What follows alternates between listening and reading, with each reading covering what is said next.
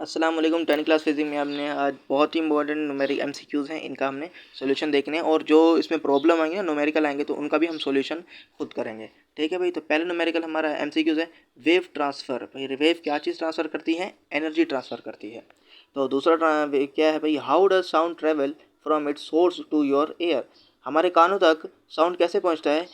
Air pressure में तब्दीली के जरिए से हमारे कानों तक पहुंचता है, by change in air pressure. अगला देखो, an object is 14 centimetre in front of convex. अच्छा, 14 सेंटीमीटर को हम अगर कह देते हैं यू और इमेज को अगर हम कह देते हैं 5.8, तो मतलब इमेज मतलब ये हो जाएगा हमारा वी, जो कि हमने इसको पी और क्यू से भी सॉल्व कर सकते हैं। मगर हम इसे कुछ इस तरह से अगर सॉल्व कर लें, हमारा जो यू हो गया वो 14 सेंटीमीटर और -14 सेंटीमीटर, क्योंकि उसकी इमेज के इन फ्रंट ऑफ इमेज है। ठीक है, तो in front of convex lens है, तो 5.8 हो गया। तो इन दोनों को अगर हमने सॉल्व किया तो हमारा कुछ इस तरह से ये आंसर आ जाएगा। कैलकुलेटर पे अगर सॉल्व करें तो डायरेक्ट 9.99, जो 9.9 सेंटीमीटर हमारी फोकल लेंथ आ जाएगी। तो इस न्यूमेरिक एमसीक्यू का जो जवाब है वो हमारा है 9.9 सेंटीमीटर। ठीक है, इसे आप देख लीजिएगा। तो अगला है, कैपेसिटेंस इज डिफाइन एज। देखो, कैपेसिटेंस का तो फॉर्मूला होता है Q is equal to C V. अगर हम इसे हमने कैपेसिटेंस होती है C, अगर हम C को कुछ अलग करें तो फॉर्मूला आ गया Q is equal to C V. C यहाँ पर V के साथ मल्टीप्लाई हो रहा है, उधर आके Q के साथ डिवाइड हो जाएगा। तो कैपेसिटेंस क्या हो गई? Q अपॉन V हो गई हमारी कैपेसिटेंस हो गई।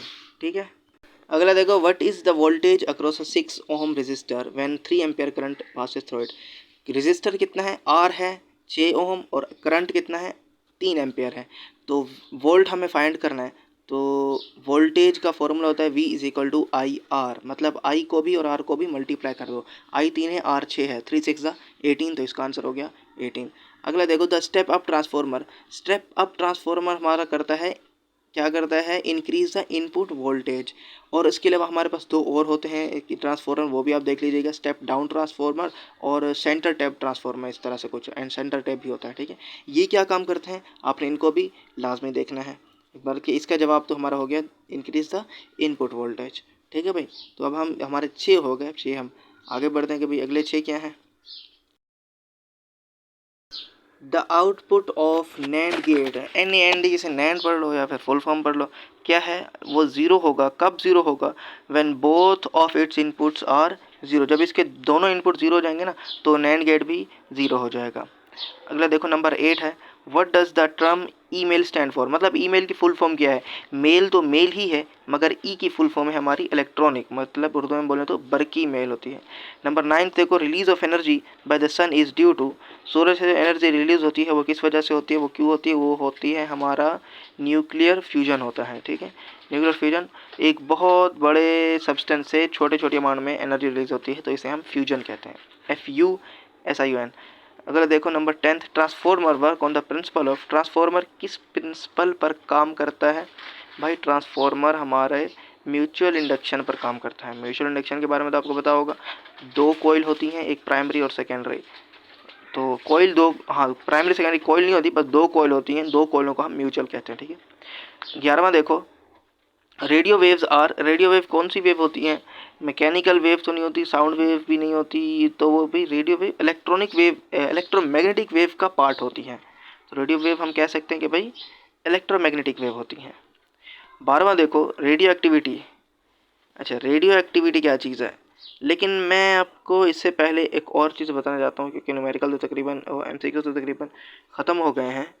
मैं आप 10 क्लास के रिलेटेड कुछ भी आपको अगर कोई चीज़ चाहिए हो, मतलब numerical important question paper, guest paper, target paper, practice paper, अरे कुछ भी चाहिए हो, MCQs, physics, chemistry, math, English, bio, अभी तक इन 4 का हमारे चैनल पर मौजूद है। मैं आपको दिखा भी देता हूँ।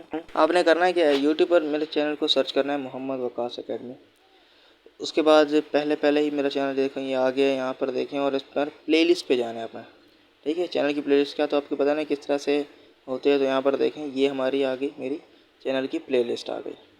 तो यहाँ पर देखें 12 क्लास केमिस्ट्री वगैरह, 10 क्लास का भी है, 9 matric first year second year का हर क्लास का मौजूद है। अगर मैं 10 क्लास फिजिक्स में देखूँ तो 15 वीडियोज़ हैं, इसमें ही आपके रिलेटेड बहुत कुछ मिल जाएगा। तो बहुत कुछ है भाई, MCQs हैं, बायो देखो, बायो के भी MCQs हैं, 9 क्लास प्रैक्टिकल सेंटर के जो पेपर्स हैं उनके MCQs वगैरह सब कुछ मौजूद है। और इसके अलावा हम मज़ीद वीडियो भी अपलोड कर रहे हैं, क्योंकि पेपर तो करीब आने वाले हैं, तो उसके लिए तो वीडियो से चाहिए।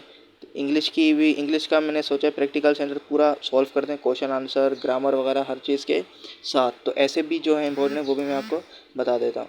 तो इसमें उसके लिए आपने करना क्या है, ज़्यादा कुछ नहीं करना, हमारे चैनल को सब्सक्राइब कर दें ताकि हम जैसी अपनी वीडियो बनाएं आप तक जल्द से जल्द पहुँच सके, और अपने दोस्तों में शेयर करना मत भूलिएगा। तो चलिए अपने लास्ट क्वेश्चन की जानिब, जो कि है हमारा radio activity is. Radio activity क्या है भाई? रेडियो एक्टिविटी है हमारी ऑटोमेटेड प्रोसेस है, मतलब एक प्रोसेस है जो बस खुद ब खुद हो जाता है। ये इरिवर्सिबल प्रोसेस है, हाँ बिल्कुल इरिवर्सिबल प्रोसेस है। सी को देखें, सी इरिवर्सिबल लिखा है, मतलब कि एक दफ़ा हो जाता है तो फिर वापस नहीं आता, तो ये इरिवर्सिबल है। तो कंटिन्यूस प्रोसेस है, हाँ इसे कंटिन्यूस प्रोसेस भी कह सकते हैं, मतलब ये जारी रहता है। तो लास्ट ही इसका आंसर जो है वो करेक्ट लग रहा है, जो कि है डी, ये ऑल ऑफ देम है। मतलब ये सारे कंटिन्यूस भी है, इरिवर्सिबल ऑटोमेटेड भी है। तो हमारी वीडियो आज की यहीं। अब हम मिलेंगे नेक्स्ट वीडियो में। अल्लाह हाफिज़।